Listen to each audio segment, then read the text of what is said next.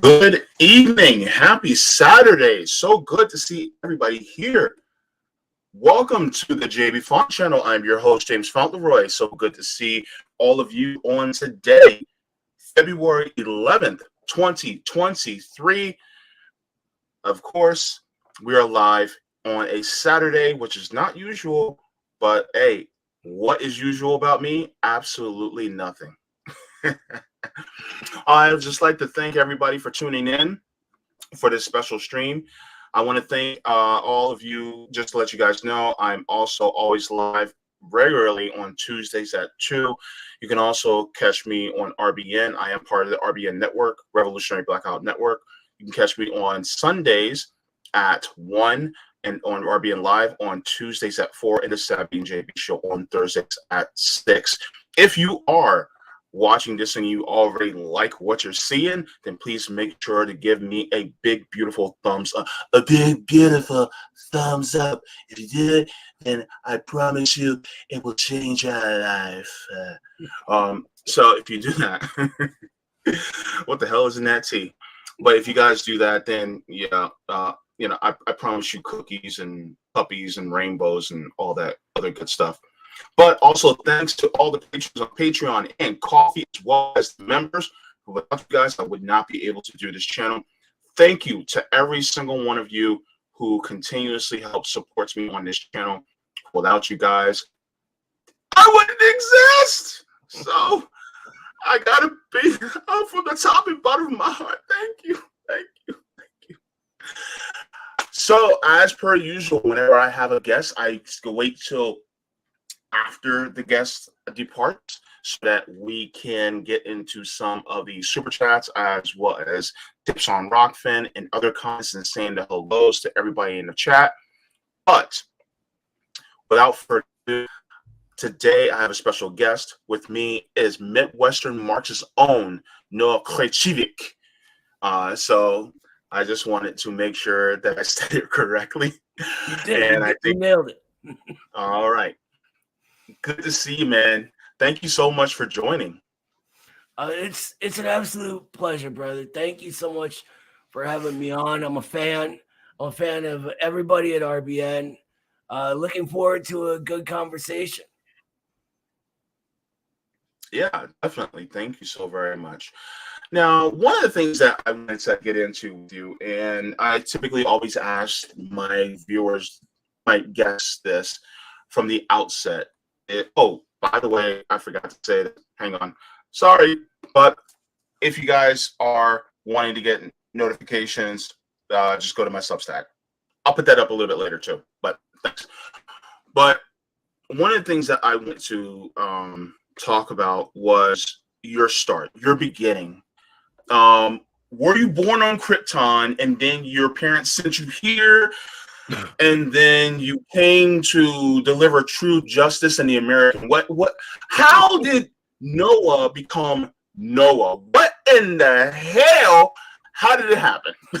I can't believe you guessed correctly that I was born on Krypton. Oh well, yeah, that's crazy. Yeah, the story. Everybody. I have rather a unique story for sort of the. Hold on one second. Mm-hmm. My wife was giving me coffee. I forgot to make it before this in my awesome Western Mux mug. So there you go. I can't live without coffee. Yeah. Anyway, so most people these days, especially in this resurgence of communism and going on with reproletarianization, most people got radicalized around the Bernie Sanders movement and the failure of that. I was sort of re-radicalized by this. My grandparents are from the Soviet Union. My grandfather is Georgian and my grandmother is Kazakh. She's a Tatar. So they moved here basically they weren't political or anything. They loved the communists, don't get me wrong. I mean, everybody pretty much did. They brought industrialization, trade, etc., to poor villages that had never had it before. They moved here basically to have my dad in a more peaceful environment. There were fascist uprisings, there was counter-revolution, etc. And so they moved here. So I grew up in a house where my dad was sort of the product of people who liked communism and were American immigrants. My dad was a union leader throughout his life. He worked in the manufacturing industry. He worked for Ford for a long time. And so I sort of grew up around the class struggle. When I was late teens, maybe, I hit a really rebellious patch, and everything I'd sort of learned about Marxism, I decided was stupid. My parents knew nothing, right? Like most teenagers do. I told my dad I was an anarchist and I moved to Los Angeles, right? That did not work out. I played music for a long time and all that kind of stuff. And I ended up moving back to the good old Midwest. And around the time, at the Midwestern Marx Institute, part of our theory that we're creating, there's a large sort of section of this we call reproletarianization. And this is basically the Marxist view in our view, actually. Sorry, use the word view twice. The Marxist view of the death of the American middle class. And this reproletarianization causes just waves of radicalism. And that really inspired me. Seeing people like Eddie and Carlos just building this from nothing really inspires me. Seeing the Communist Party rebuilding inspires me. Seeing you and the guys at RBN, all of this just inspires me. And it made me sort of ashamed that I had knowledge and the ability to try to do something, and I wasn't doing anything with it. So it's funny, I contacted Carlos to ask him if he was accepting, freelance writers and things like this. And he was like, that's really strange. Eddie and I were talking, and just from your online presence, we really wanted you to come work with us. So that's how I joined that. I'm also a member of the Communist Party. And yeah, I organized in my community forever. As soon as I moved back to Cleveland, I got active locally to try to help. And that's my life. Wow. So you had kind of a base already, from your grandparents and your father being part of a union. I mean, that was more just a very economically left base, which, dare I say, that's a privileged position from a leftist, perspective, because you already have that foundation. And for you, I know that you were talking about how it makes you happy to see a lot of this uprising taking place among us on the left. But I also imagine that it's a somber thought to see how this country is in late stage capitalism, but it's almost kind of like seeing a little kid that's sick and they're really under the weather. You see them sweating, they're achy, but you realize that this sickness that we call capitalism is at its late stages and it's about to pass, but you just got to keep them comfortable, keep giving them the medication that they need, and it will pass through. That's kind of like how I feel. I'm starting to understand it now, is that the usefulness of capitalism is gone. And so it's it's now become extremely repressive in nature because it's kind of shown its ugly face. See, back in the 50s, you know, we were showing a nice face to capitalism. We're like, oh, yeah, capitalism, this is happening. All right. Oh, you're white. I'm white too. Let's go out into the suburbs. Let's go and party. I was going to say, at least white people were showing the nice face in the 50s, right? Yeah.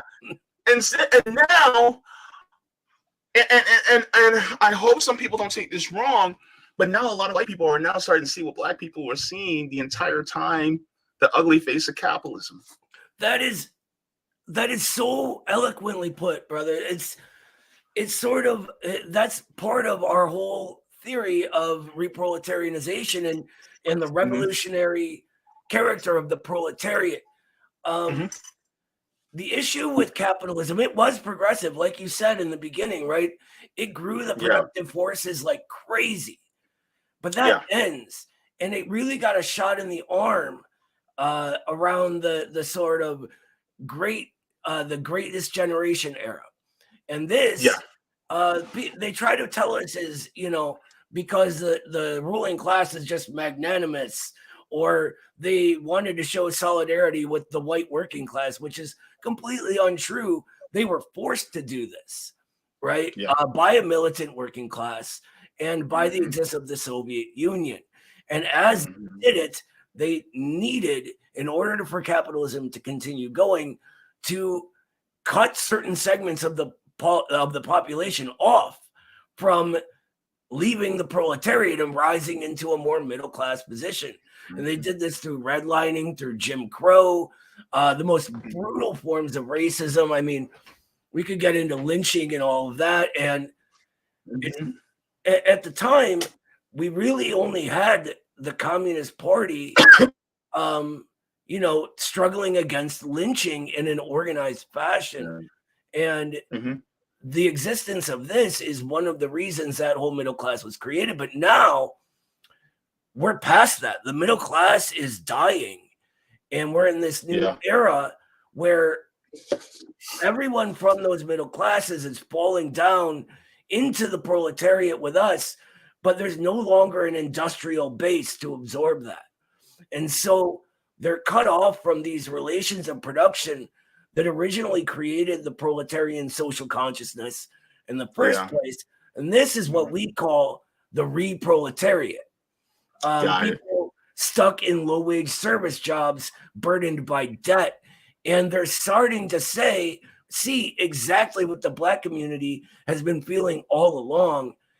And where I differ from a lot of people and where the Institute differs is that we see this as an opportunity for solidarity like never before in American history.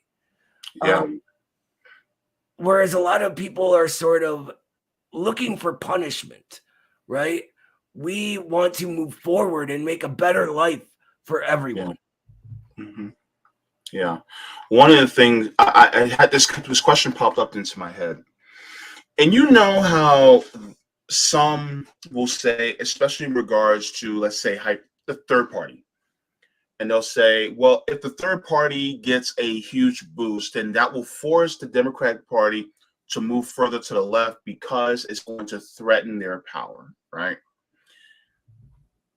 Regarding the biggest socialist nation in the 20th century, the Soviet Union, was that kind of the same thing where it forced the capitalists to move to the left in order to keep people within capitalism so that they won't jump into socialism?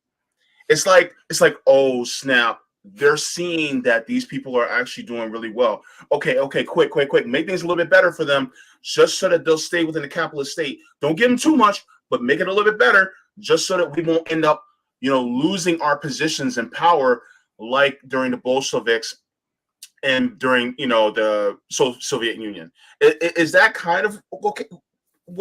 Is that kind of like what it was, or am I off? You're not entirely one or the other. I think in the American situation, we had a very powerful what's called labor aristocracy. And this is what Lenin described as leaders of the labor movement, class conscious workers, union leaders, party leaders, that because of the relatively the peaceful development of capitalism, began to live a comfortable life and be easily bribed by the bosses. Right? So, and not even just by money, through social status, etc. There's all sorts. Yeah. Lenin talks about these people being bribed in a million different ways. Got it. So they were able to sort of gut the CIO, which was built by the Communist Party. Those were all red unions. And they allied with the bourgeoisie against their own class and sort of carried through the creation of the middle class here. In the Soviet Union, it wasn't really the same because there wasn't really the propaganda apparatus that we had in our time. In their time, there were the liberal Democrats who were called the cadets, and the socialist revolutionaries, which were a sort of anarchistic party focused on the peasantry. And then there was the Social Democratic Labor Party, which was Lenin's party, which split into the Bolsheviks, or majoritarians, and Mensheviks, minoritarians. And for them, there wasn't so much of this sort of being forced to give concessions or any bribery going on. There was more just really a focus on the war and hunger. And the Bolsheviks were able to unite these and create this worker-peasant alliance. And it's funny because they really weren't all that popular until they were. It just happened suddenly. Things turned and boom, everyone was with the Bolsheviks. Interesting. That sounds kind of like what we're going through right now, especially a lot of millennials and Gen Z. And people will say, oh my God, these, these socialists and communists are, making it popular among millennials and Gen Z. And I honestly think capitalism is what made socialism and communism popular, because 100%. it's like being a little kid at your home and you have an abusive parent. You start to realize by seeing other kids at their homes and talking to other kids at school, and you find out that they're not going through the same abuse that they're going through. And so then you start to want your parent to be like their parents. And so because of the abuse that you're going through. And so when you start seeing that, then you go, yeah, no, I actually want you to start, allowing me to take, showers multiple times a week and making sure that I get fed and making sure that I get to school on time. I actually want you to do all those things.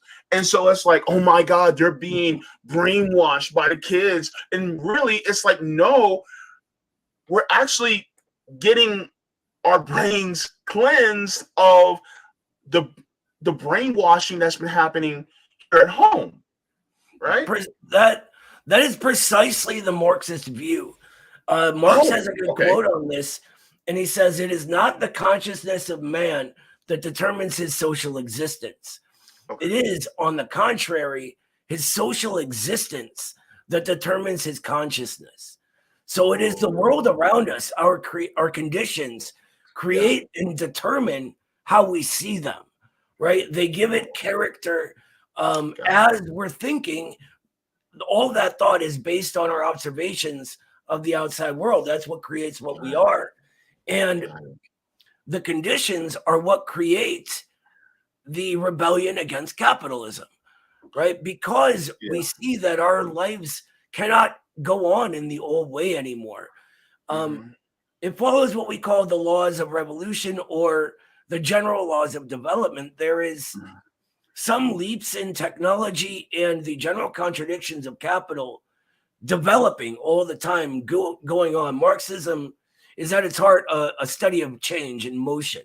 And so these create what we call a social revolution, which is a change in the consciousness of people that can be harnessed subjectively by us into a political revolution wherein we overthrow the old class and establish a state based on our class interests, our needs as working people. But that I guess that because of the economic progressivism that happened in the Soviet Union, then there was a social progressivism that also was kind of the fuel for the Soviets to basically start, going into their space programs. Is that correct? Because then, to be honest with you, they were becoming more advanced than a capitalist society technologically. And so because of that, it really drives that want to explore while still being good stewards of the planet, right? Precisely. And so that's what. Yeah, please go ahead. No, I don't mean to interrupt. Go ahead. Well, no, I'm actually, you're actually seeing the hamster running the wheel in my head right now as I'm literally learning right now. So from what it sounds like is that capitalism, for the sake of profit, is really stifling humanity both economically and socially. So because if we want to advance more as a society, both socially and economically, we need to let go of this burden, this yoke that we're carrying called the profit motive, and really let it go for more community and social based, or communist and socialism based types of societies. Because if we do not, then really we're destroying ourselves. Because second thought, and this was kind of funny, he said it, but now it's starting to make sense that as you explain it to me, is that he said a lot of you guys are socialists and don't even know it.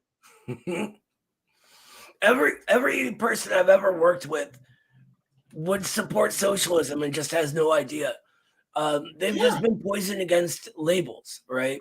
Yeah. Now, yeah, true. What you're describing is, again, exactly the Marxist view, brother. Like, it's weird. I always say that learning Marxism for working class people is like just finally getting the words to describe things that we knew all along, right? The boss exploits us. That there's something obsolete about this system that's holding us all back. While most of America struggles paycheck to paycheck, these billionaires sit on their asses doing nothing, soaking up these profits. And in order to do that, they must hold back the productive forces. And a really good example of this is modern day China and computer and information technology. We have Apple making phones built to fall apart and break within a certain amount of time because they're not able to continually innovate or advance, or it'll destroy their profit margin, right? Whereas in China, they can keep going and going. And, they've invented things like the artificial sun and doing it in a way that's what they call the ecological civilization idea that's in harmony with nature. There's this myth in the US that it's either we economically advance or we save the environment. But China proves that it's both at the same time, that you cannot do one without the other. Wow. That is so cool. Like, for instance, a lot of times people will go, well, look at the Huawei phone, and the Chinese are just trying to steal our resources and blah blah blah. And it's like, no, they're not. And somebody was I know, some people may not be too keen on TikTok, but I was on TikTok, and somebody came across and they were talking about how China has their own internet, and it's like a Chinese firewall. And somebody said, well, no, it's so that people would say, oh, because the Chinese people, they're so oppressed that they can't, see anything outside of China. And it's like, he's like, no, just go on Twitter. You'll literally see people from China that actually have their own Twitter accounts, and they actually see everything that we see. It's just that China wants them to not be subject to their data and information being stolen. And China gives VPNs for free to their citizens so that when they do come across any U.S. sites, they're not being subject to what we are subject to constantly outside. So Right. they can see it's almost like a two-way mirror. It's like a one-way mirror. Like we're inside, we can only see our reflection, but they're on the other side. They can see us. And it's kind of like that. And it's just like, what? It's like China really takes care of their people. It's a wild thing. It's so strange to us in the US to think Yeah. of a government that actually serves the common people. That's so alien to us that people just don't believe it. You actually have to experience it. And I'm friends with a few people who live there, and everything you're saying is exactly how it is. I would only add that Okay. it serves a dual purpose. One of the big complaints from the sort of libertarian institutions is that they won't let Google or Facebook in. Why do they need Google or Facebook? They have their own search engines, their own social media. What they're doing is preventing their people from being subjected to our propaganda machine and algorithmic propaganda and stuff along those lines.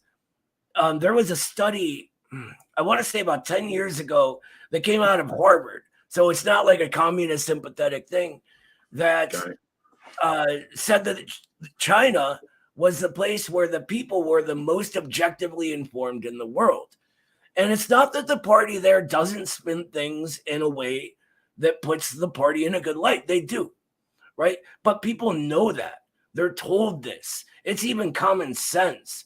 And they aren't allowed to have big corporations giving their people false views of reality. That's the real reason behind Chinese censorship, is to protect reality and the truth and the people from these giant corporations who can try to dupe and mislead us. Mm-hmm.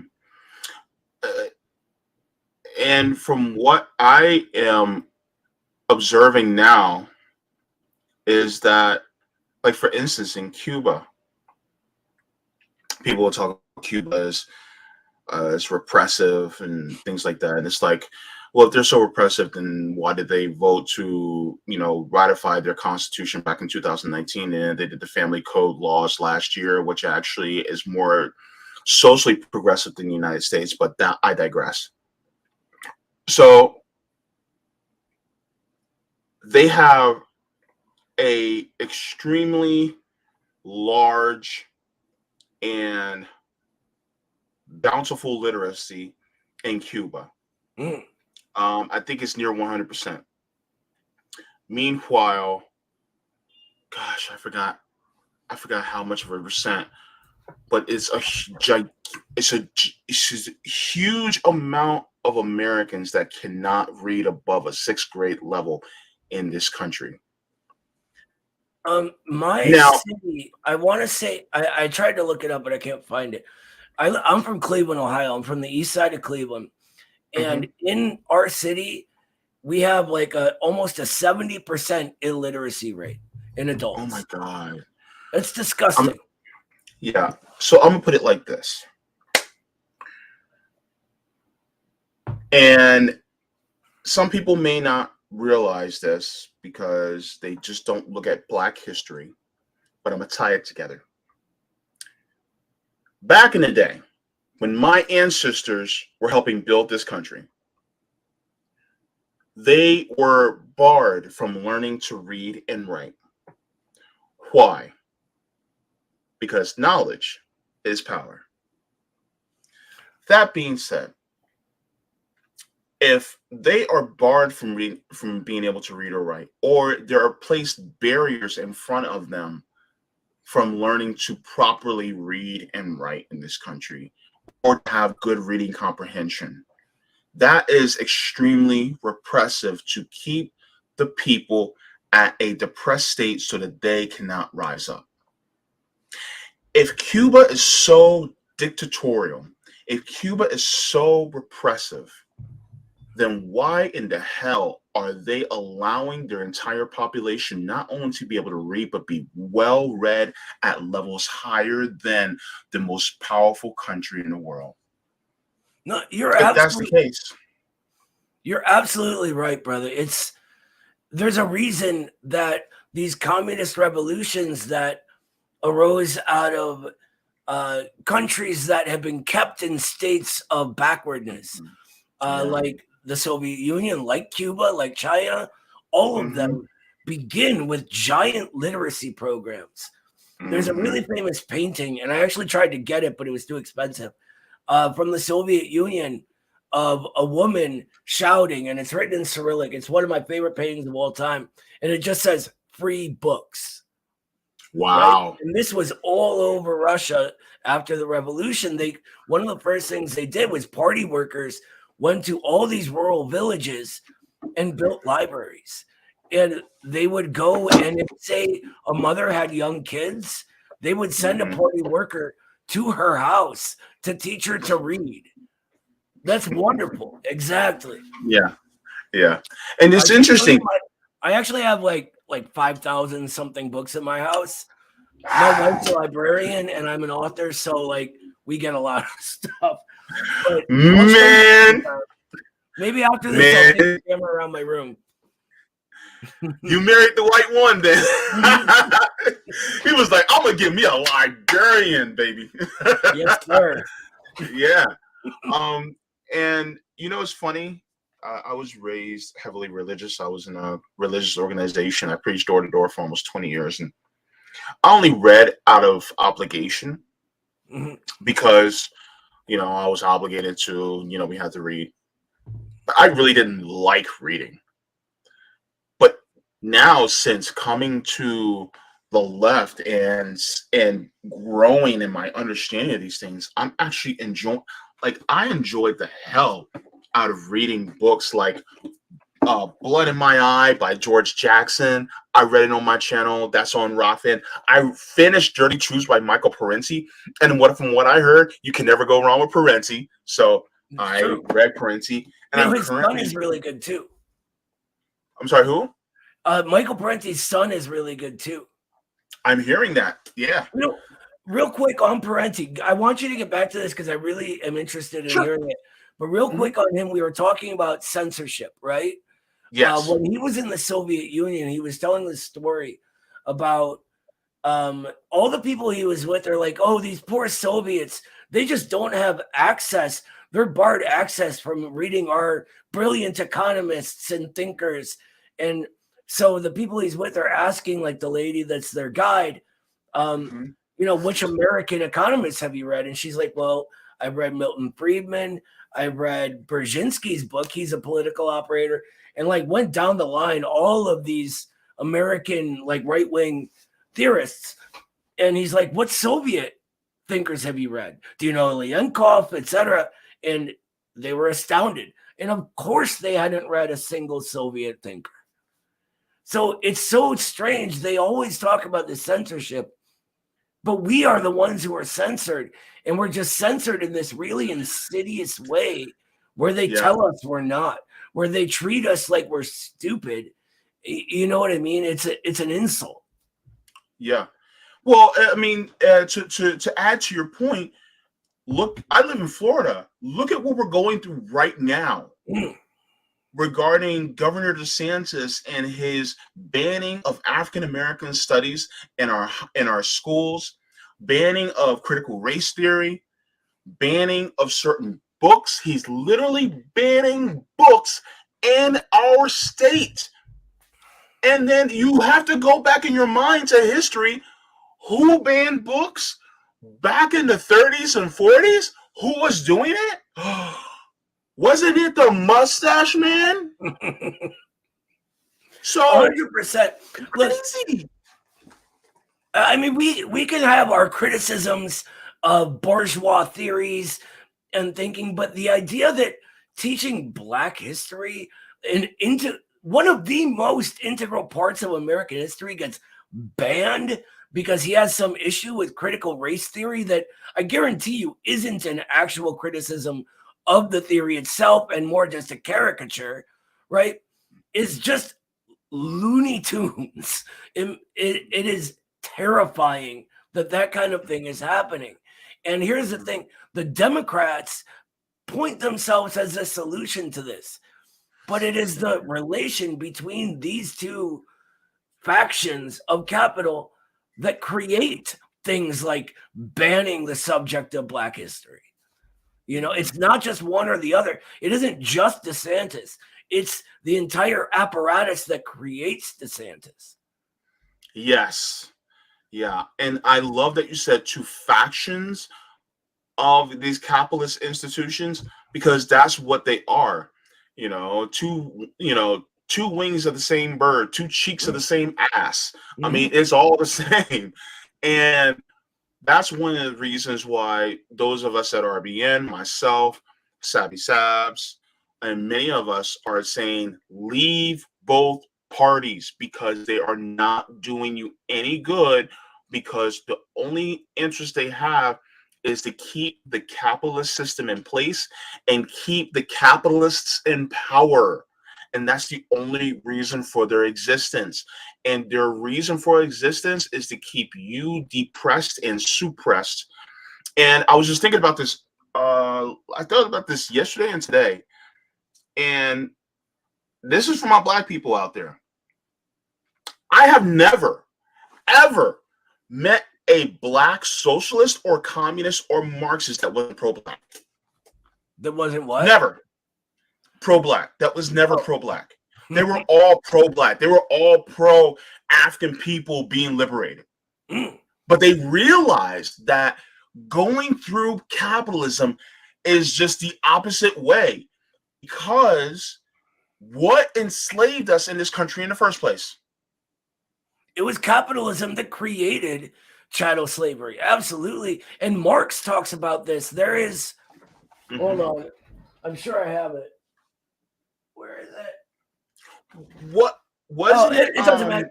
I have a collection of Marx's writings on the Civil War, and he talks about chattel slavery as a uniquely bourgeois form of slavery.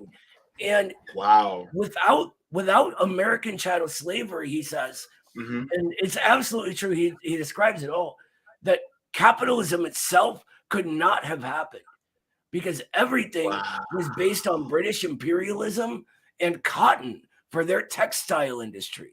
They used to call it the Cotton Kingdom because of this.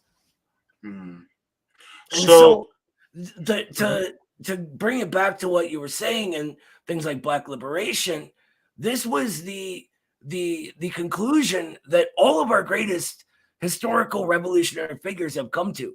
Martin Luther King Jr., W.E.B. Du Bois, etc. All of them recognize that it is socialism that is liberation for the masses. You can have Barack Obama as president, but does that mean the Black community is better off? Look around you. It is not, right? I'm not better off. Exactly. And this is one of the most brilliant parts of Du Bois and the genuinely revolutionary Pan-Africanism that he basically created. Was that what it takes is class struggle.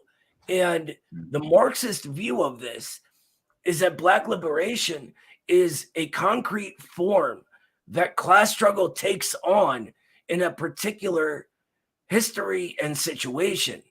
Domenico Lacerdo, who I think might go down in history as one of the most brilliant thinkers of our era, God rest his soul, he had this awesome sort of thought device for thinking of this. The genus is class struggle. The species is the individual struggle because of the historical characteristics that create it, that give rise to it. Remember that Marx quote we went over earlier about the conditions creating social consciousness. And so, the Black liberation struggle, the women's struggle, all of the labor, the union movement, all of these are forms of the class struggle, which is a universal that arises and happens objectively because of the contradiction that is bourgeois society. Yeah. I'm just learning this stuff. Correct me if I'm wrong, but wasn't Abraham Lincoln a fan of Marx? I think they were writing each other. Well, I know that I found out that Marx actually wrote Abraham Lincoln a letter decrying how terrible, chattel slavery is. So that could have also led to, Abraham Lincoln coming to the conclusion that he did, even though it still said that Abraham Lincoln still wasn't really keen on, freeing the slaves for the moral reason. It's more, for, keeping the Union in place. But even still, that it was basically like a little bit of a crack in there that Marx was able to get at, and Yeah. so, yeah. Oh, I'm So sorry. I don't mean to. I have a really bad problem with interrupting. Just keep no, you're going. good. It's okay. I No, it's okay. apologize. No, But it's you're okay. right. Marx called it way, way before the U.S. leaders caught up. And if you're really looking for the best Marxist analysis on this, W.E.B. Du Bois, his book Black Reconstruction in America, is one of the probably founding documents of American Marxism, we could call it. And it discusses the Civil War and how emancipation happened, right? And you're right, Marx did send a letter to Lincoln, and there's a reason that the Communist Party USA used to use a giant Lincoln head on its banners. Why Lincoln was called the most heroic American of all time by the Soviet Union. And he was studied by communists all over the world. Mao actually wanted to posthumously make Lincoln, Jefferson, and Washington members of the Communist Party of China because of their revolutionary role in the progression of society, right? And so it's like really interesting to see that versus sort of the common notions on the left these days that arise out of all of the distortions of the last period. But regarding emancipation, it's so interesting the way Du Bois puts it, because Lincoln and Johnson, who came after him, were incredibly progressive for their era and were both working, they were proletarian. But of course, they're men created by their era and they have their limitations.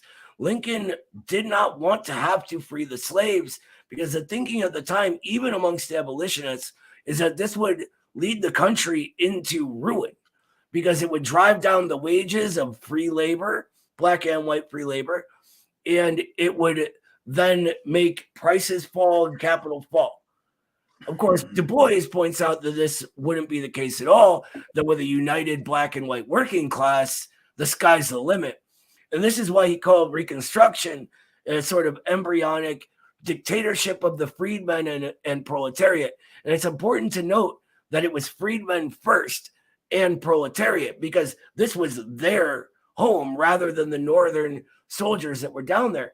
But something happens to the northern soldiers who were integral in organizing the Union armies in the Civil War. They all went down there and all the leaders were literally like promising slave owners, don't worry, we're not going to free the slaves, right? But as the war progresses, they realize that this is the only way they're going to win. And so they begin doing this. And rather than sending escaped slaves back, giving them jobs. And it wasn't the officers, but the rank and file soldiers who picked up on things first. And I think that leap in consciousness is very interesting from people who were taught that we aren't even the same species. To see these black workers working next to them, doing the same jobs and oftentimes doing better, right? Something clicks and changes. And all of a sudden, your comrades, even as they're getting less, right? There were regiments that overthrew their leadership in order to put a more equal squad together. There's so many stories like that. It's crazy. Wow. So this is like, to tie it into everything else, it is always the working class that has the potential to play a more progressive role. Got it. So one of the questions I wanted to ask you, and this was an amazing start. That was just after the first question, but what do you think is one of the biggest issues of the left that we face? And by the left, I'm talking about the Western left, because the left as far as South America, the left as far as in Asia, even the left in African nations, they seem to be more.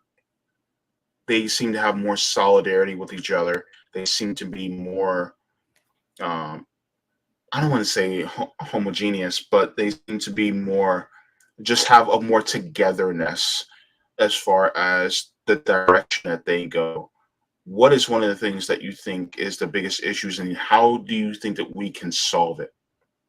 That's a brilliant question, because we look around and there's something wrong, right? I mean, Yeah. we in '91 when the Soviet Union fell, the American left went away. I still remember my mom crying as she heard about the Berlin Wall falling. That's Oh like my very, very gosh. vivid in my memory. And she was saying, "This is the end. This is it. It's over." And people gave up. The proletariat that was radical, what was left of it at that time, gave up. And Wow. it's sad, right? We went into full retreat. Our Communist Party fell apart. It split for the first time in history. All of the motion that was started during the civil rights movement was petering out. But capitalism moves on regardless, right? I think the real Mhm. problem is that between then and now, the left became a middle class thing. It was middle class people who had the time to organize and did it for a moralistic reason. They saw injustice and wanted to fight it. And that's fine. But what that does is it brings with it a middle class social consciousness, which is very Mm. individualistic, very at the Institute, we call this the purity fetish.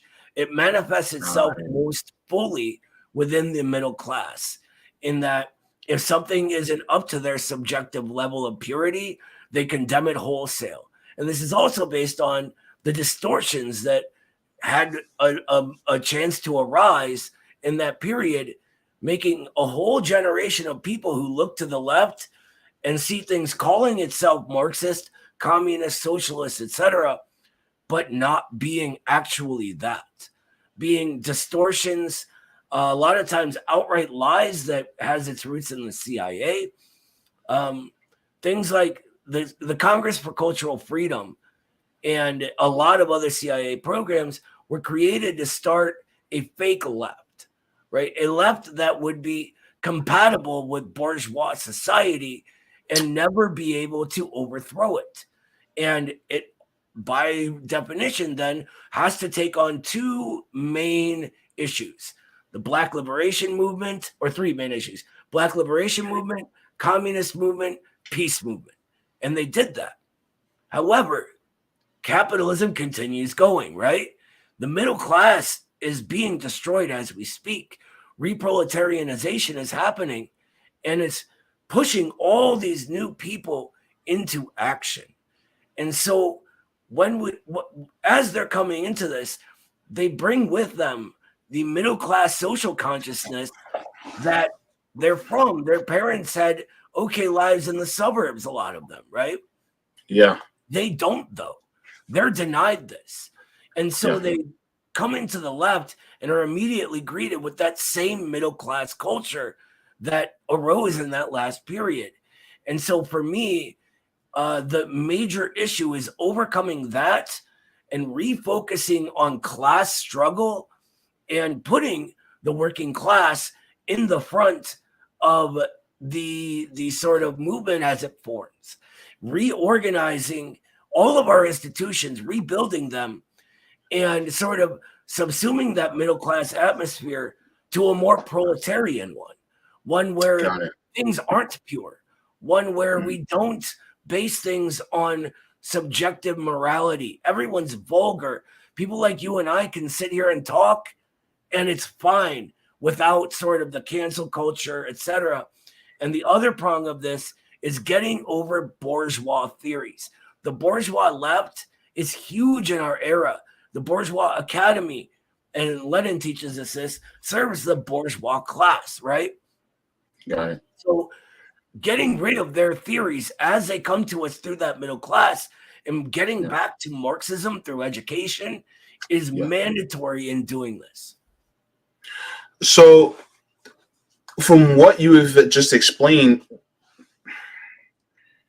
this sounds indicative of some of the loudest voices within independent left media.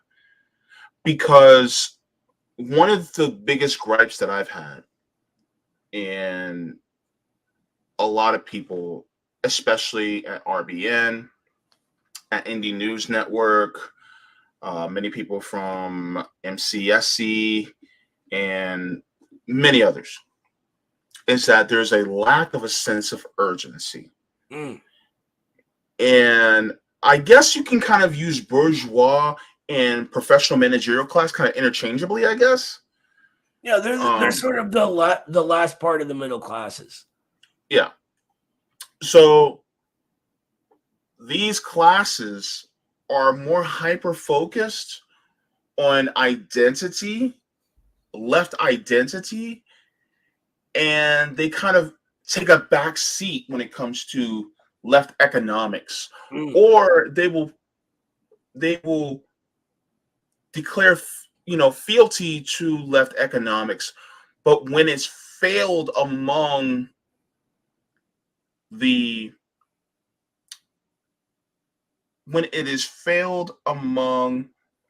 political class, then it's, oh, we just got to try harder. When those of us who are more proletariat minded or labor worker minded, we go, yeah, it hasn't worked for 40 years. We're going to go into a new direction.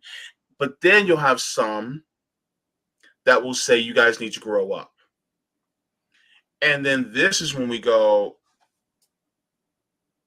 but it hasn't worked for 40 years.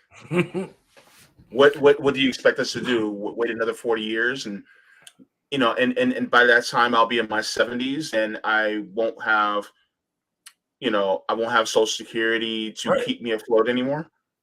I mean, it's barely keeping me afloat. None of us will have retirement, right? Yeah. So it's like, I have a 13-year-old son. I am very worried about his ability to take care of his own family when he gets older. And I think you're spot on when you say they're hyper-focused on identity. And this comes from the middle class social consciousness, right?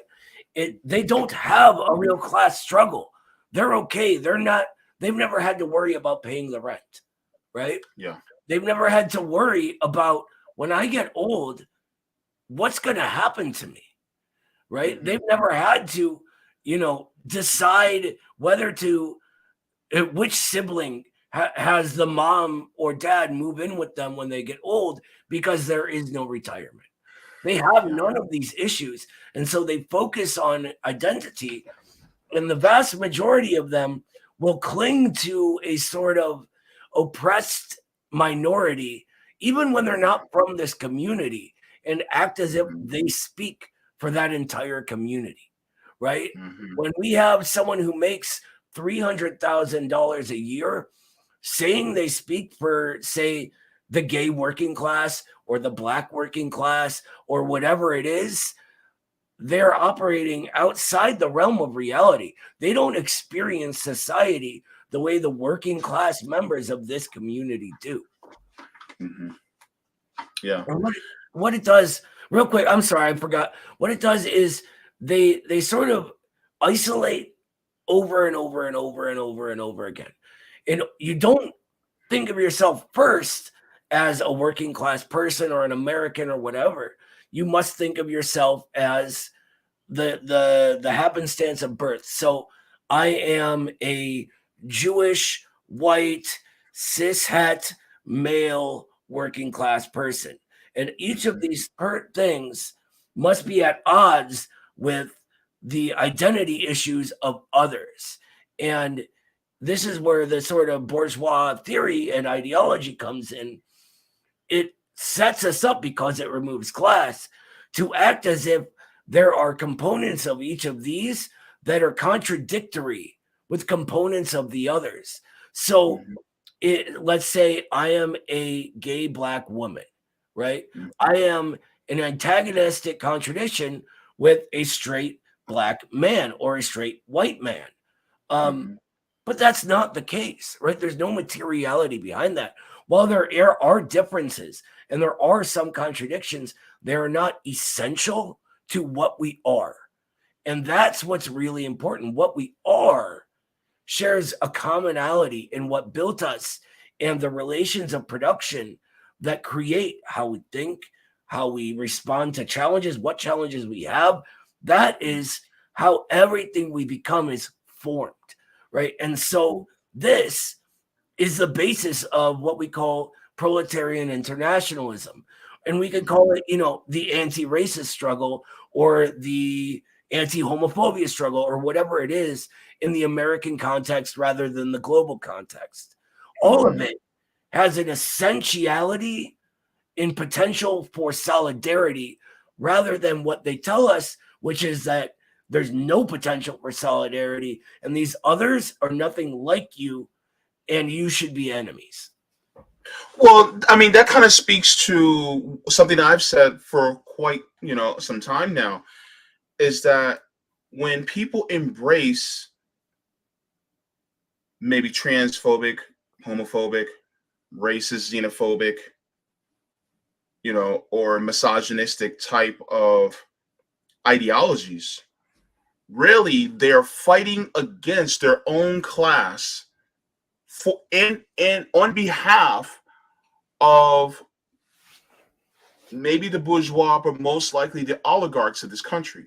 And so really, if you're expressing, racist, homophobic, misogynistic, or any one of these other types of ideologies, really you're working against yourself. 100%. So if you're one of those people who talks about black on black crime, it's like, no, you're working against yourself. Or if you're talking about, oh man, these drag queens are reading to kids, I'm like, you're literally working against yourself right now, because you're focusing on the identity and you're letting or allowing the oppressors who have all the power running out the back door with all the money. And it's like, no, you need to realize and recognize your humanity and how you are so much more closer to that person who puts on a lace front wig and contours that reads to sheltered dogs than you do to somebody like a Jeff Bezos. Because guess what? That person is a proletarian. They're working for a living just like you. So guess what? You need to throw that shit out of the window and start, coming, in coalition with that person in order to overthrow these people who actually are dominating over us. It reminds me of what Du Bois was talking about the Civil War soldiers.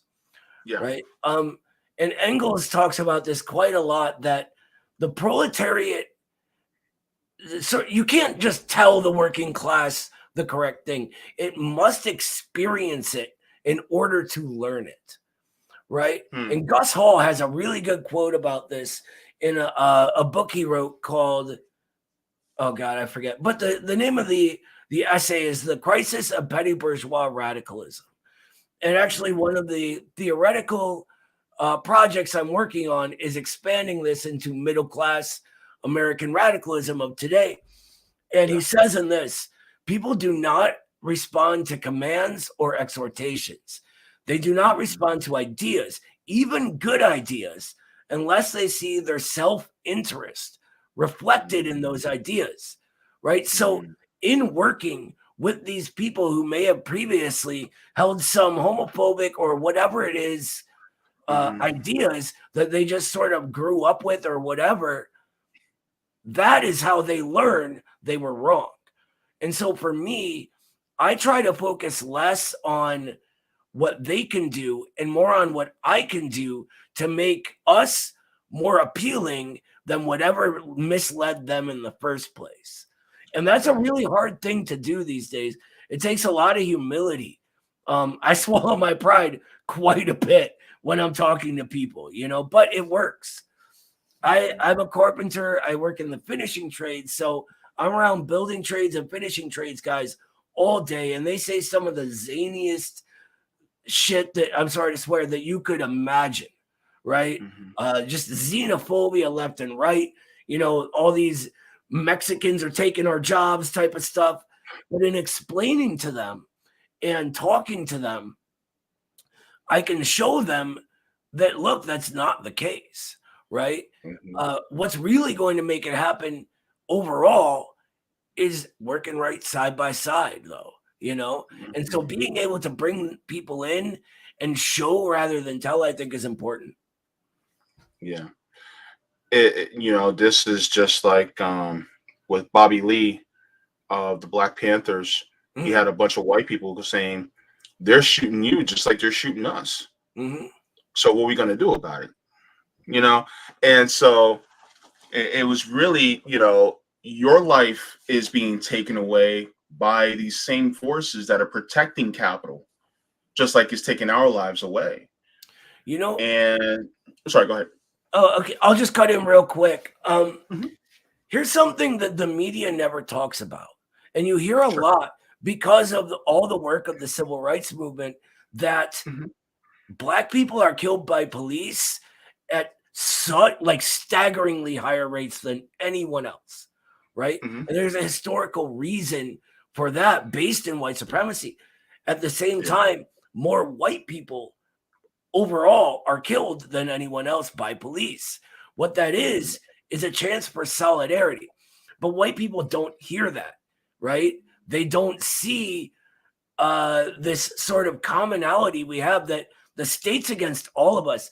And a coworker who actually began it very reactionary said to me the other day, he said, they're killing all of us now, aren't they? And I'm like, yeah, that sort of solidarity against the ruling class thing is beginning to make sense, isn't it? Yeah. And it's a sad fact of reality that it takes experience, that people can't just learn this through talking a lot of the times. But it's happening, and I think that gives me hope, and it inspires me at any rate. Yeah, I said this before, and I'll say it again. I said Black people are the canary in the coal mine. If they had us in chattel slavery and they're perpetually putting us back into it, what makes you think they're not going to do it to everybody else? Precisely. Because guess what? White people are over 60% of the population. That's 60% of a workforce that they could enslave into chattel and create a lot more products out of and extract resources out of. And they're doing it now, but it's not as extreme as the chattel slavery in the past, but they're working towards it. And people look at me like I'm crazy by saying that the fulfillment of capitalism is slavery. And so when I say that, I mean not just chattel slavery for people who look like me, but for everybody across the spectrum, because we are just the trial period. People that look like me. Now it's going to be the rest. And I liken it like this. And people, this is a good thought experiment. When the George Floyd protests were happening, a lot of white people actually saw what we meant. Because when they went up against the police force and they got their heads bashed in by police out there, then that's when they started to see, oh, this is what Black people have been saying for years. Now I get it. I have the bump on my head to prove it. The problem is we didn't want you to have to bump your head in order to learn. But unfortunately, some people are now learning that. And even Savvy and me talked about last week how Whoopi Goldberg on The View said, are white people going to have to lose their lives to police in order for us to change? And I'm just, it pains me. I'm just like, I think that's what it may take. And I don't want it to happen. But if it does, then it's incredibly sad.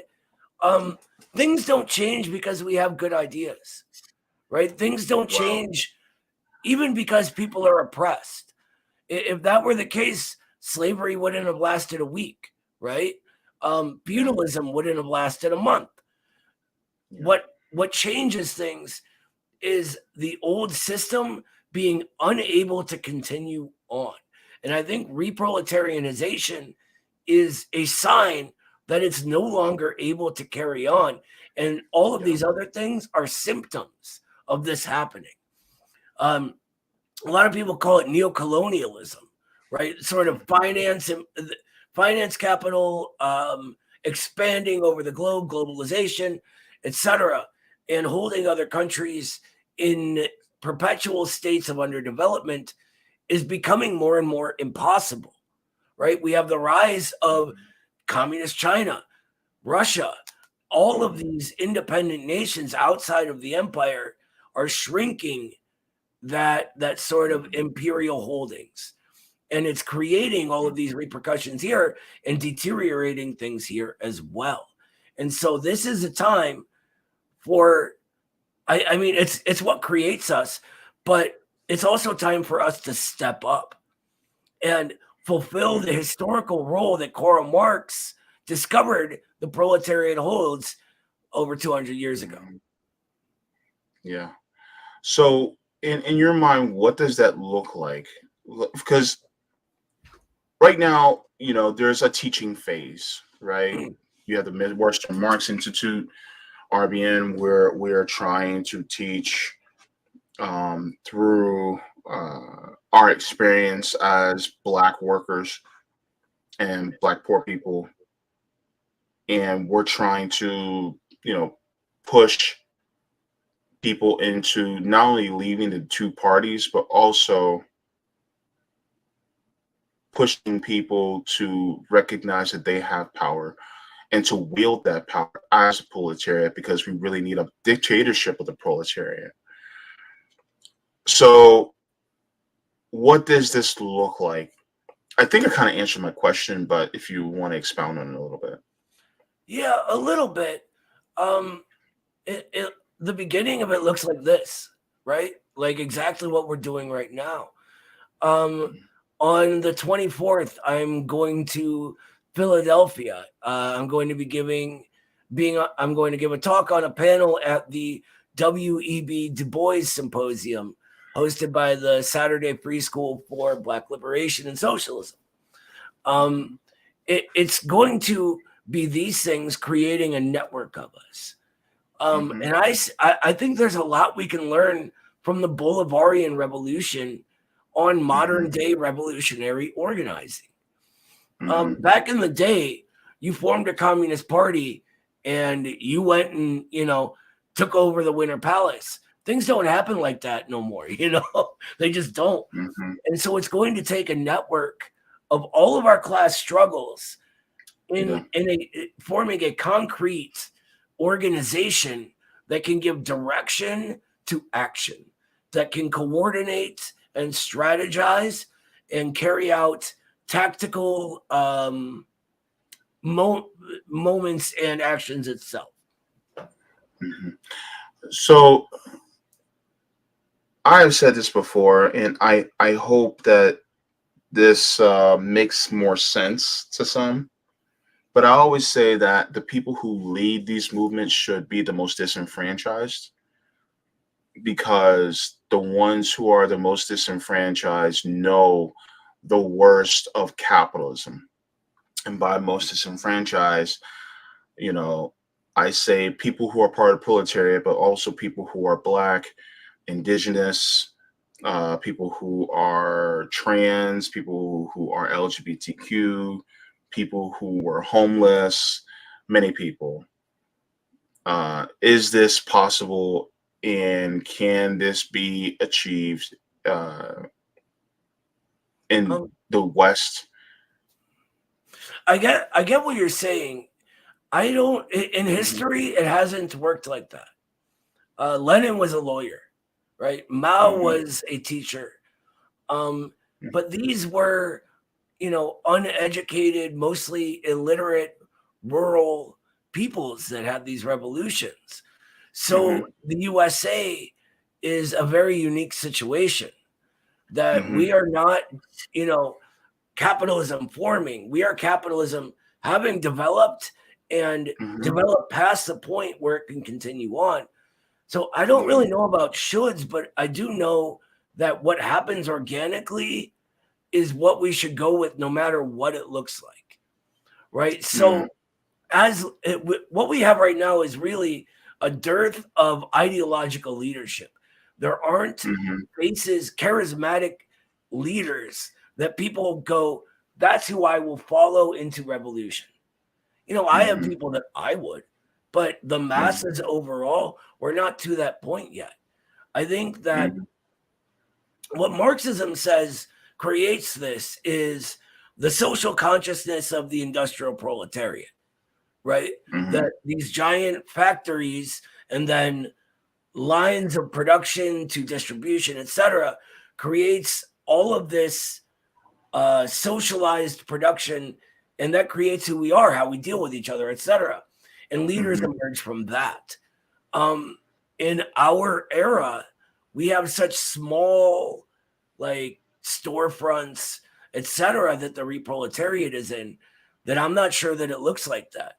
I think, though, that it can't be from the middle class. It has to be from the soil of the American people. And when I say people, I mean it in the sense of the demos, the common people. And then whoever it is, the American way is that, the best of the, what's the word? I'm trying to think. The cream rises to the top, or whatever it is. And I could easily see that being the most marginalized among us. I mean, we've had great leaders from among these communities in the past. Think of it, and if you want my opinion on revolutionary leaders, the best of the best were Black Americans. Henry Winston, W.E.B. Du Bois, even Fred Hampton, who's, I mean, whatever criticisms we have of the Panthers don't come into it. They were charismatic leaders that terrified the state. And that is what we need. Yeah. Yeah. And I mean, they terrified the hell out of Ronald Reagan, in California. And so, it was really, they actually taught classes, about, Marxism, and they taught classes, about socialism and communism, so that people would not only fight against the system, from a Black perspective, but also a proletarian perspective as well.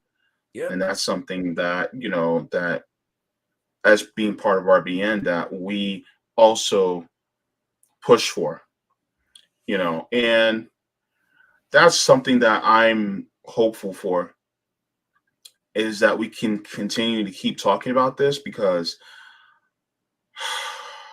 it's either going to be a fascism that continues to go in this direction that it's going, or socialism is going to smash the head of that serpent.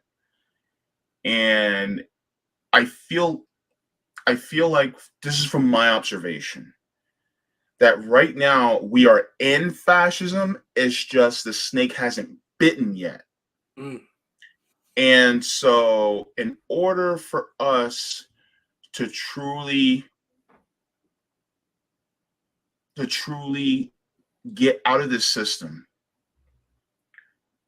because fascism is going to strike us, it's just ready to bite.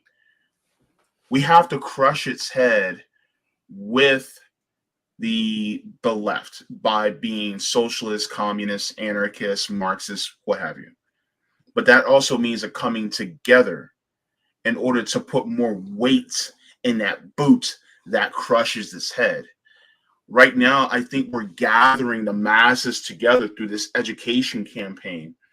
And now you have, for instance, the Democratic Party and the Republican parties that are now passing resolutions to denounce socialism in the Congress. And now I'm hoping this gets out to more people. So now they go, well, what is socialism really about? So then they start going to Midwestern Marx. They start going to RBN. They start going to people like myself and Sabby Sabs and all of us, and do dissidents. They start to go to all these different channels and go, Oh, I understand. They just don't want us to actually own the means of production and distribution so that we can have a country that's ran by the workers. Right? They want to sit on their ass while we make them rich. Right? Basically, yeah. It's I actually Carlos and Eddie at the Institute get real mad at me because I always say this, but every cashier interaction I ever have, I try to spread a little bit of class consciousness. And so they go, "Hey, how you doing today?" And I go, "Oh, I'm tired as hell. How about you?" And they go, about the same." And I go, "Yeah, that's what happens when they have you spending 8 hours a day making somebody else rich, you know?" And they laugh, but it makes them think, because that's precisely what we do. Now, on the topic of fascism, I wrote a paper on the Marxist view of fascism for Midwestern Marx, if anyone's interested. But fascism always, when it arises, represents the failure of communists to seize the revolutionary moment. What fascism is, from the Marxist view, is the negation of the liberal order with the, as Georgy Dimitrov described it, the open terroristic dictatorship of the most chauvinistic elements of finance capital. And he's written a lot on fascism. He has a collection that international publishers put out called Against Fascism and War. He's sort of the authority on fascism, and he explains a lot of the mistakes that led to the rise of fascism in Germany and Italy. And one of them is national nihilism, or the denial of a revolutionary tradition within a given country. So the sort of middle class denial of the progressive role of American history in order to just say America is irredeemable and evil, as if it is only, the planter slaver class and not Harriet Tubman, right? It is only Andrew Jackson and not Martin Luther King Jr., etc. But what it is a contradiction, and it includes both of these things. The bourgeois class, however, has already developed and is therefore, from the Marxist view, undeveloping. As we develop as a class, it is at the same time the undevelopment of that ruling class. So for Marxism, the defining element of any given nation or country is the progressive aspect of that contradiction, the proletariat. So for us, the heart and soul of America is Henry Winston. It's Eugene Debs, right? It's this show right now, you and me talking. It is not, Donald Trump and Hillary Clinton. It is not Andrew Jackson. It is not the destroyed slavers, et cetera, et cetera. Got it. Man, I'm still learning. I'm still learning, man. A lot, brother. I've been doing this for decades, and I am still learning. So don't worry about it. Yeah.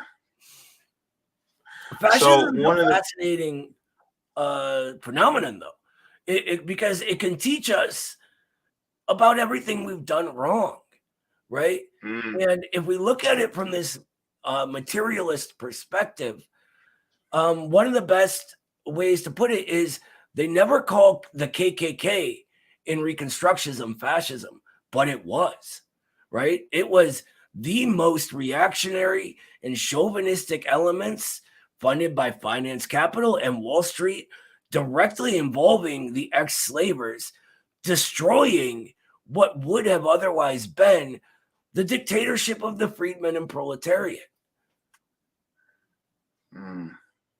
Wow. Woo! And I don't know, man. Is it accurate for me to? Well, I said this before. I said this on I think this Tuesday. Was it Tuesday or last Tuesday? I can't remember. But I said, to some people, American fascism is a new thing. For Black people, it's just another Tuesday. Absolutely. I like that. Yeah.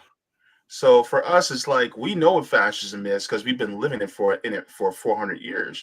The Right. thing is that some, and I'm not saying this to you, but when I say some of y'all are just now finding out what the hell it is, and we're like, yep, this is why. Well, and a lot of times people will go, oh, but we have to get rid of. Some people are talking about how we have to, get rid of, guns in this country, things like that.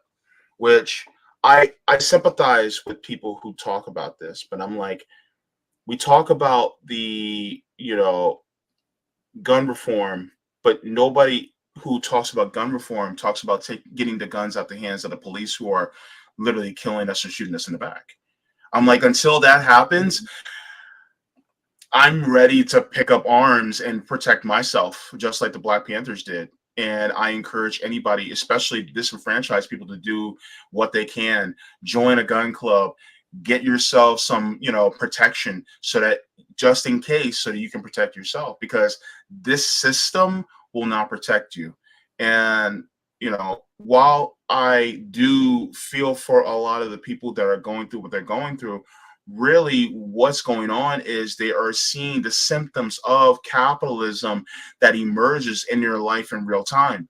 And so in order to start, pulling this back, we actually have to take the power out of the hands of these oligarchs and put it back in the hands of the workers and the poor. Yeah. Marx himself said to never let the proletariat be disarmed. Never. Mm-hmm. And, you got to be careful about not falling into ultra leftism. Speaking of the Panthers, one of the things that Huey Newton said was that they carry guns around way too long. Mm-hmm. The idea was to put the notion in people's head that we are people and we will defend ourselves. Mm-hmm. And it turned into a sort of left adventurism.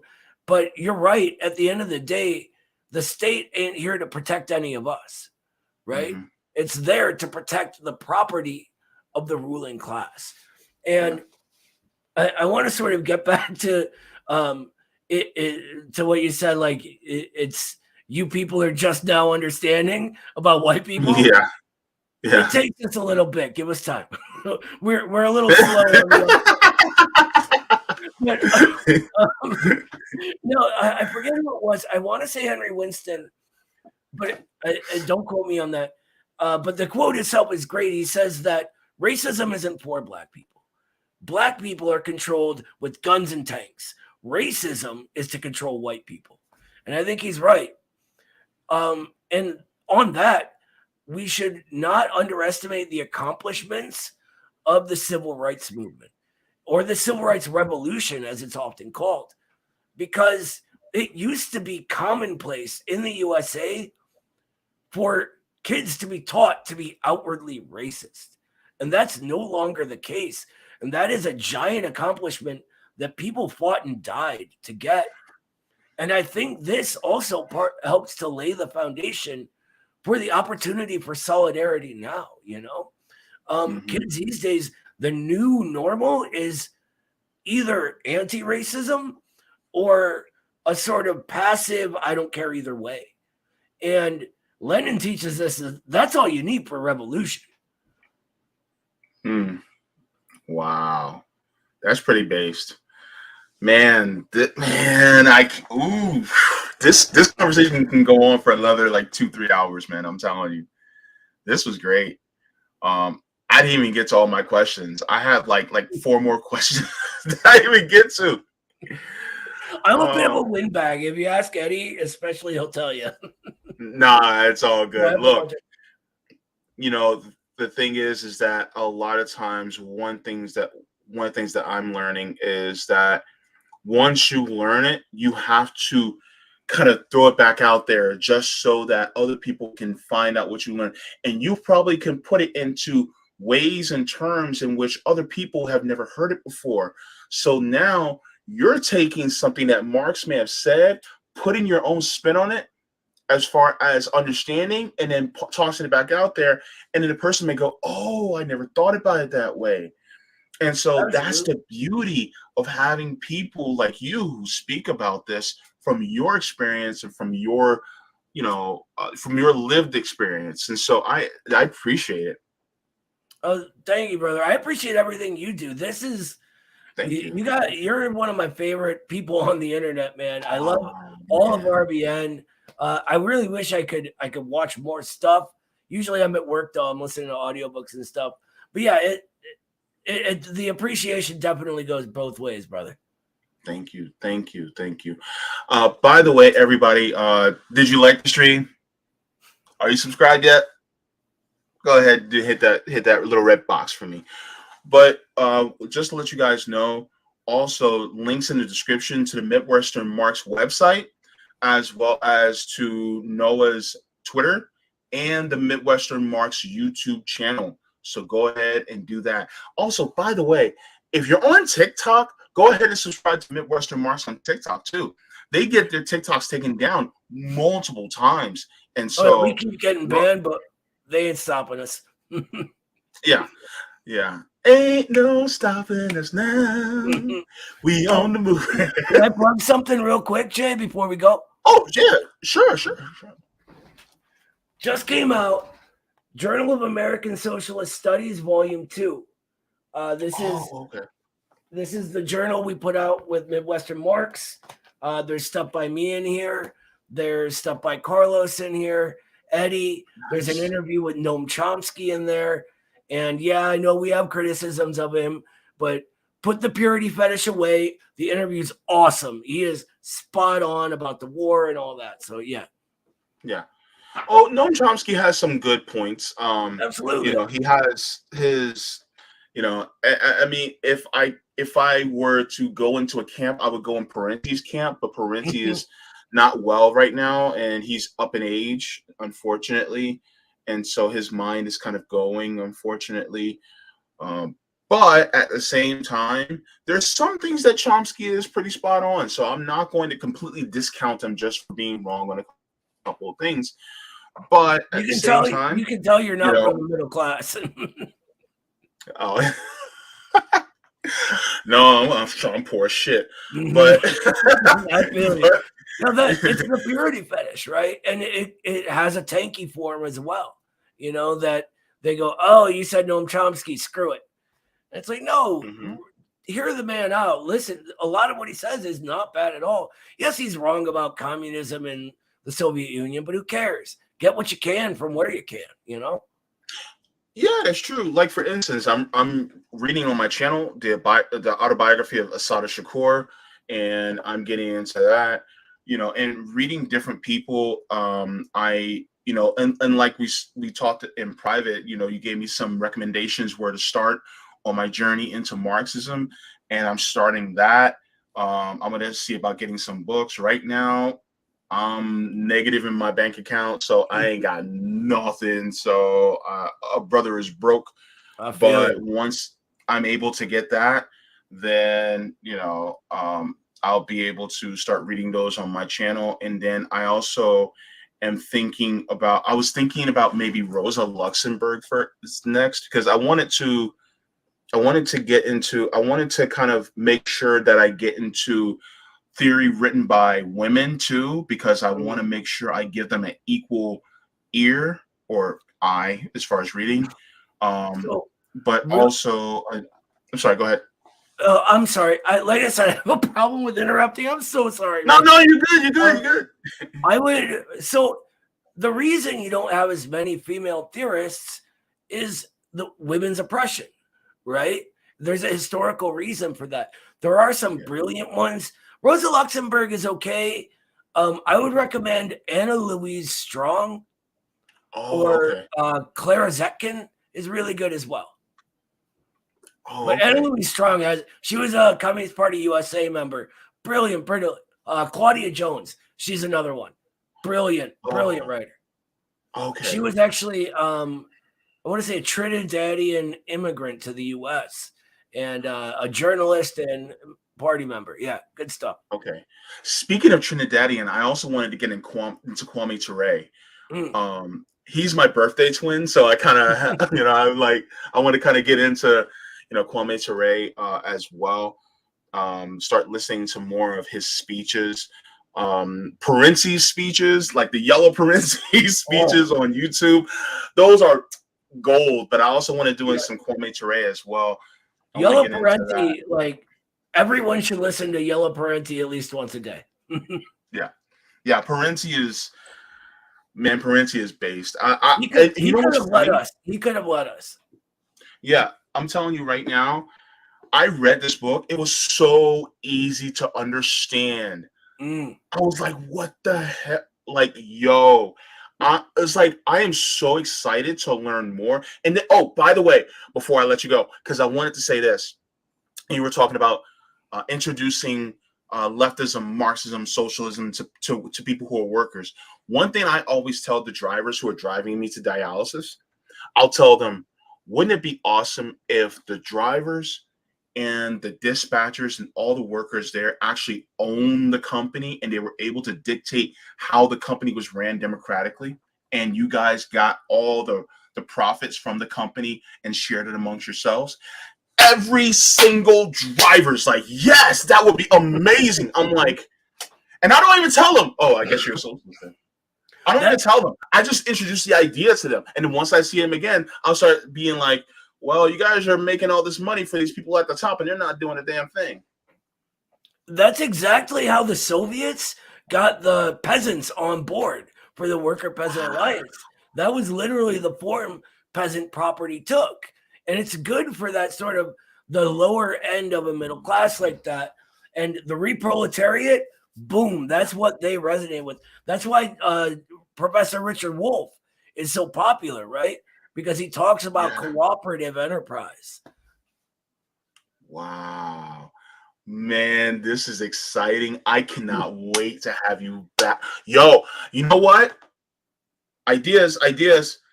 I would love to have a panel with you as well as your comrades from Midwestern Marx on at the same time.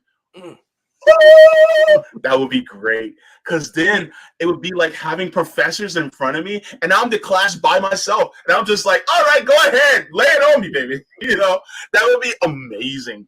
So I can't wait to have more of you guys on, because I'm current, like, you guys are literally seeing me learn as we speak. I am just learning and you guys are seeing me grow. I say that I'm a socialist, but I am very comfortable with communists. And I'm making my way up that mountain. I haven't reached the mountaintop yet, but I'm trekking. I'm going. So you guys got me. Remind me to explain to you the Marxist view of socialism and communism in those words sometime. It's interesting. I think you'll like it, because it's not the way we're taught. Oh, okay. I mean, I'm happy to do so now, but I don't know if you have to go or whatever. I don't.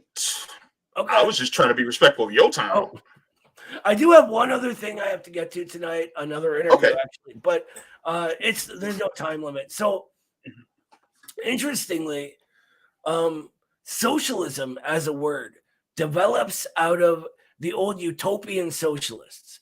The first guy to use it in English was sort of the third generation of utopians, Robert Owen.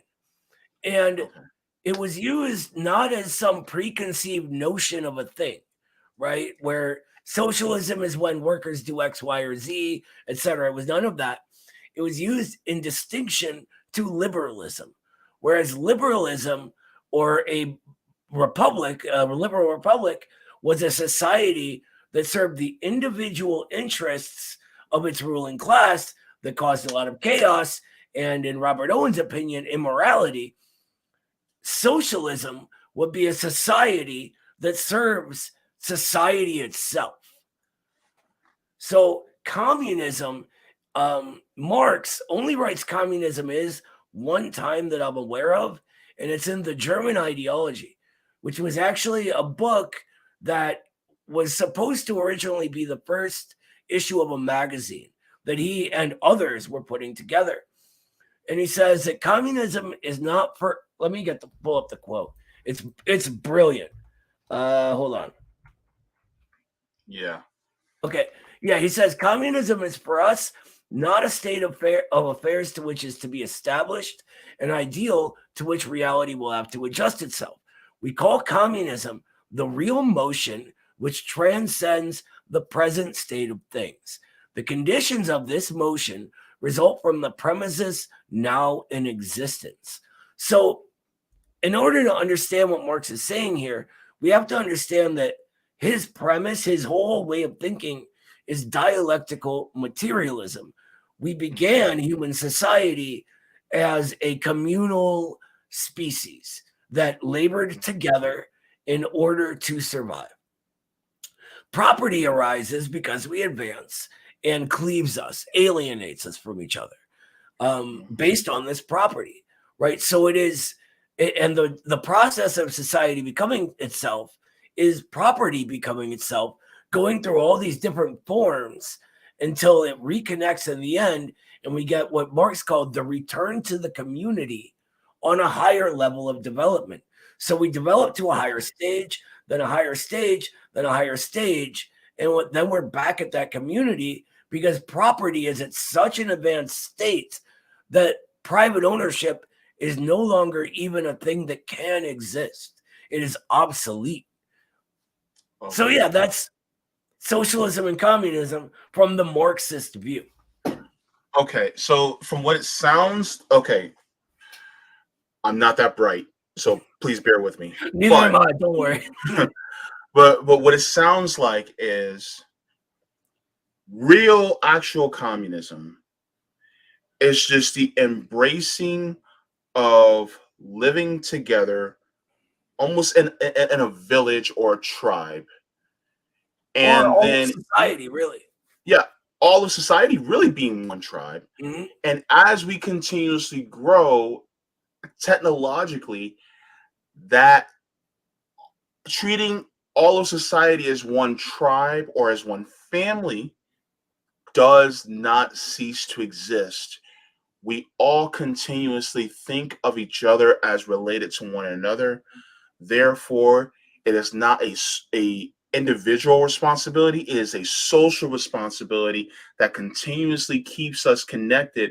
And it means that when you hurt, even if you're on the other side of the world, I hurt. When you have joy, I have joy. And so in order for me to actually be able to succeed, my success is dependent on you also having success materially, socially, and spiritually. That's very insightful. You know who I think you would really like is Che Guevara. Che Guevara, we were talking before the show. Yeah. He is so underrated as a theorist, and he has this theory he calls the new socialist man, and what these more advanced relations of production form in us, and how we can sort of speed that development along through communist discipline, sort of the way we conduct ourselves, the way the party conducts itself, etc. And it's a more communal person that arises out of this. The process of communism for Marx, and Marx is weird. He uses the same words differently in different contexts. So we got to understand that there's been so many arguments trying to act as if Marx set down universal definitions, but he never did. That's sort of part of the dialectic. As you learn it, you'll get that. But for Marx, the process is everything, but there's also this nodal point of change when we are within a communist society. So when you learn the laws of the dialectic and how change happens, you see that a revolution is a change in the essence of a thing. Society is no longer bourgeois society. It becomes communist society, and all of the institutions are built anew, etc. Now, remember the last sentence from that quote: the conditions of the motion result from the material premise now in existence. Or as Lenin put it, we do not build socialism with human material of the future or human material that we make of our own accord. We build it with the human material in existence, in reality, right now. That is the foundation of what we build everything out of. So That's why you see Chinese socialism looking different from social or Soviet socialism, right? Cuban socialism looks different from Laotian socialism. American socialism will be only American socialism and made out of the material premise that creates us. So that would look like what, like for instance, with the Black Panthers, they were doing free clinics, right? So then we started to focus in on healthcare. Then we started to focus in on things like housing. Then we start to focus in on food, like locally grown food. Then we start to trade and barter the food and things like that for goods and services. And so then that starts within these small areas and then grows and grows and grows. But it is being held back by capitalism. But if capitalism is overthrown via revolution, then these things are more just grassroots or organic, and they start to grow because we start to help one another without the need for profit. I'm just trying to. That one's like a very long explanation. Oh, well, yeah, okay. Yeah, so it's what we have right now in American society is a highly advanced productive base that got so advanced that it began deindustrializing, right? And this leads to the computer revolution and technological production. No, not a lot's made here anymore, right?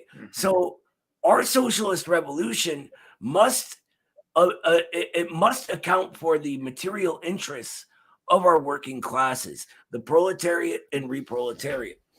And so, and a lot of the smaller petty bourgeoisie, right? Like if you own your own restaurant, stuff like little tiny piddly stuff like that.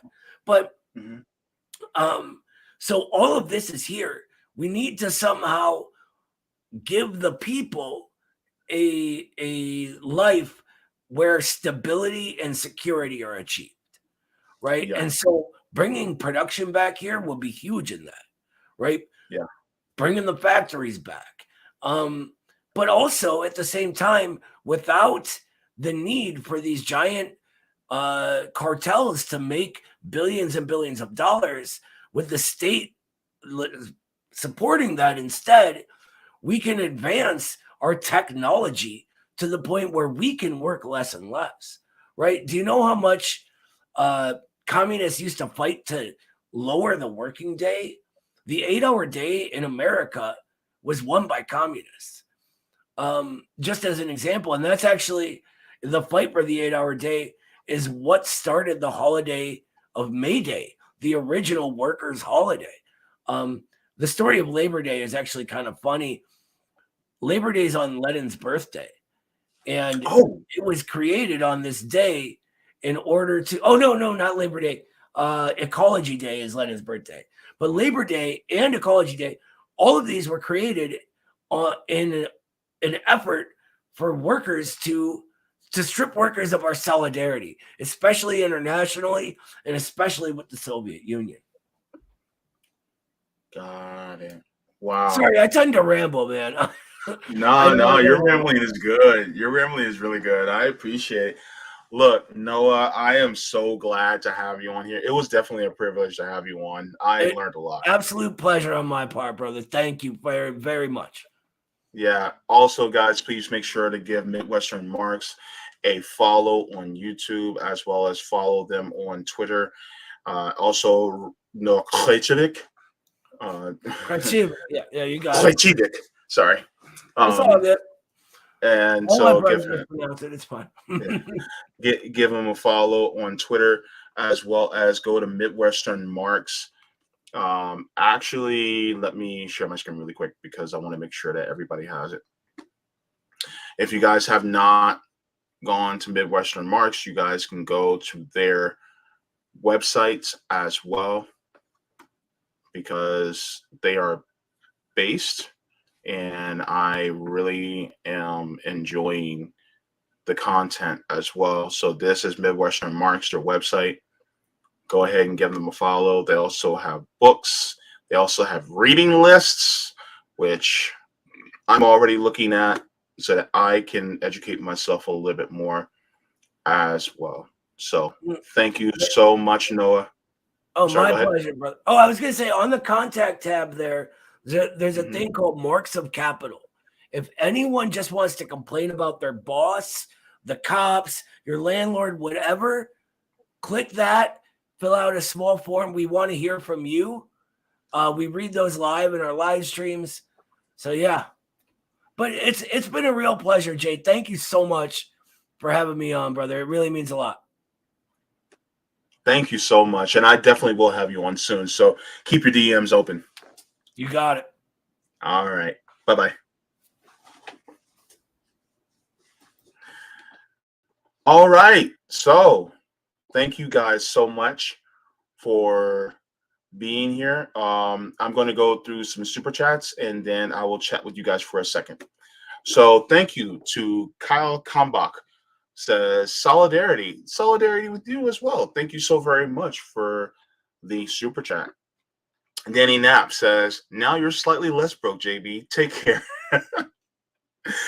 Thanks. I wish that was enough to cover the deficit in my account, but that will have a nice chip away at it. So I appreciate it very much.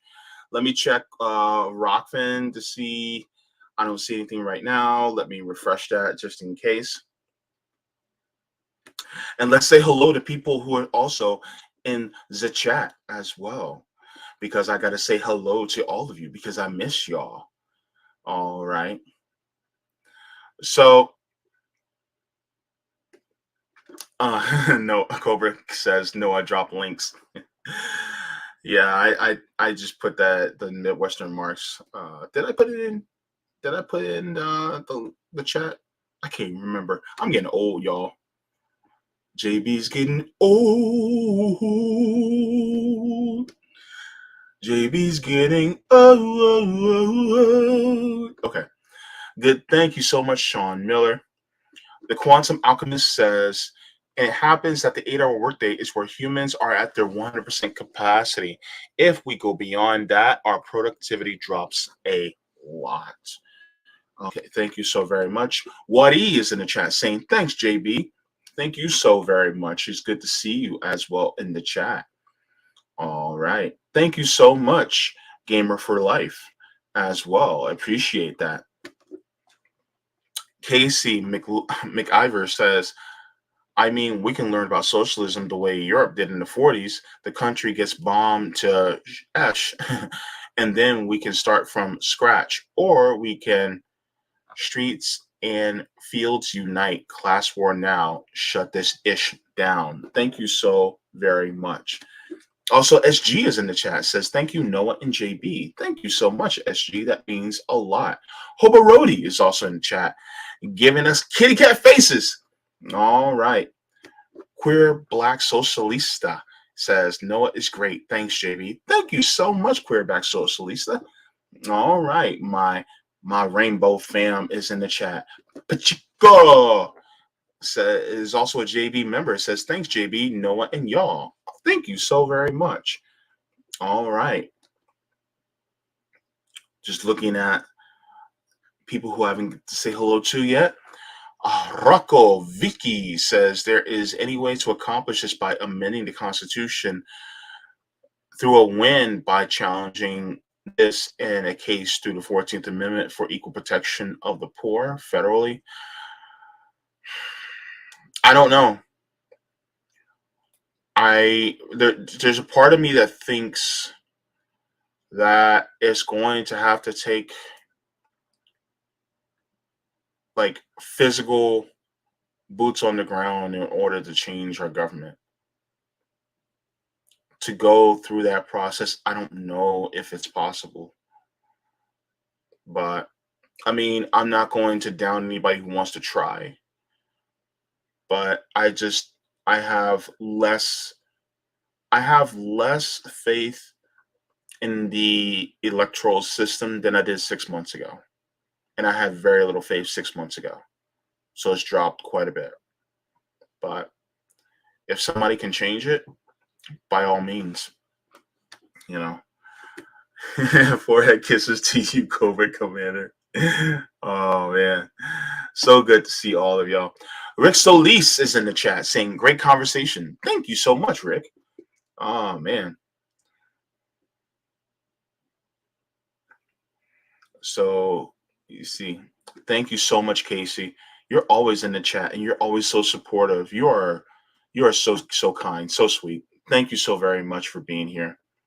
We also have Oatman Barker says, "It happens, man." Baba Yaga Forest Dweller says, What's JB email? I want to send him an email or I'll DM him Twitter. I'll put my email in here.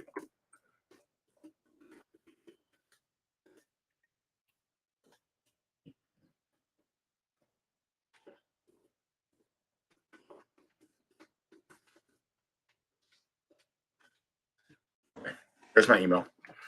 So if you guys need to email me, should have that more posted, but oh well. I'll make sure to do that. Let me see who else that I didn't get to say hello to. A non-user. Good to see you. Says revolution is the only answer. Yeah, I'm pretty much there.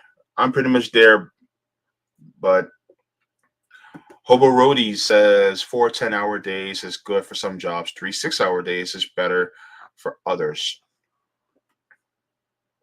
Jenna Colby says hello from Chernobyl-led Western Pennsylvania. Oh man. Humanitarian class aside, says wealthy corporate billionaire class owns the government. Yep, we gotta get them out as well. Yeah, of course. That it's open to anybody that wants to send me anything, for the most part. So,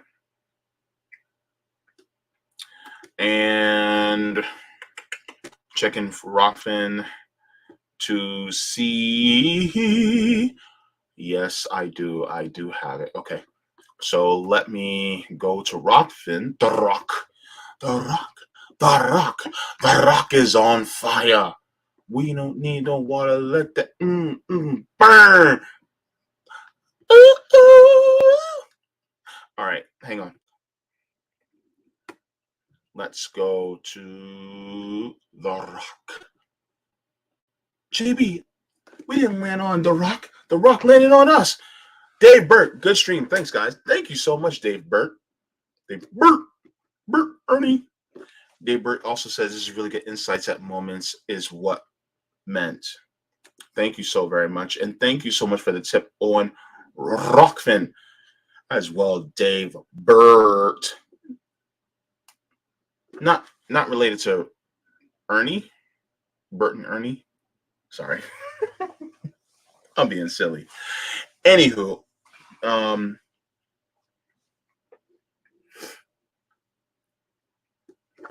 wait, Jenna Colby says JB's gonna get so many love letters and puppy pics. Look, I am down for puppy pics. I'm down for kitten pics. Oh, red pandas and giant pandas. What else? Yeah. If I do get love letters, sorry, ladies. Yeah, I'm into the guys, so yeah, I'm part of that. I'm on the rainbow side of the force. You know what I'm saying? You know what I mean? So unfortunately, I can't return that affection. But if you want an adopted brother, JB got you. I got you. All right. Also, I'll be your wingman, and I'll approach that guy for you, and I'll be like, "Hey, see my homegirl over there? Yeah, she's kind of sweet on you. I got you. I got you. All right. Now, if you guys have not, then you guys can also go to my Substack for email notifications, and you guys can get those because the YouTube notifications are not that reliable. So if you guys want to go there and get notifications through there, then you guys have that as well. And just to give another thanks to the patrons on Patreon, Coffee, and members, thank you so very much. Without you guys, I would not be able to do this. I also have them scrolling on the bottom of the screen as well because they help keep the lights on, literally. Also, I'm going to be getting into the next reading for Asada Shakur's autobiography. I got to get into that. And then when I can afford some books, then I will get some more books because, yeah. Capitalism is a pain in the booty right now. But if anything else, I will be getting going. Plus, a brother is hungry. I got to eat. And plus, I got to make my family dinner because, well, what's for dinner tonight? Spaghetti and meatballs. That's what's going to be for dinner. So I got to get cooking. Thank you so very much to everybody for tuning in. I will be on the JB show on RBN tomorrow, as well as tune in to Do Dissidents. I will be a guest host tomorrow at 4 p.m. Eastern Standard Time. So you guys can tune in to see me with Keaton Weiss at Do Dissidents. It's going to be fun. We're going to have some great conversations there. Be sure to tune in. So thank you so much. Water your plants, water yourselves. Leave the world better than you found it. Smoke them if you got them. Drink them if you got them. If you ain't got it, then watch something funny because joy is revolutionary. Read some Marx or Lenin, or hell, read some Newton or Du Bois, or, read some Asada. Go ahead, pick up a book because reading is fundamental. Thank you so very much. Mwah. Oh, by the way, mwah, forehead kisses. You know I love you, right? Go ahead and caress that subscribe button.